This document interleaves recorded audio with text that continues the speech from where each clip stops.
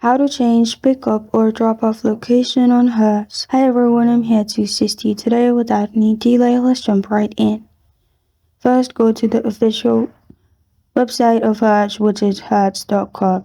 Here, to change your pickup and drop-off location, you can simply type in a new one by clicking on pickup and drop-off location.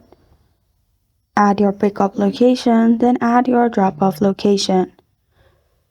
After you've done that, add your pickup details, which is your date, and drop-off date. After you have done that, press on View Vehicles.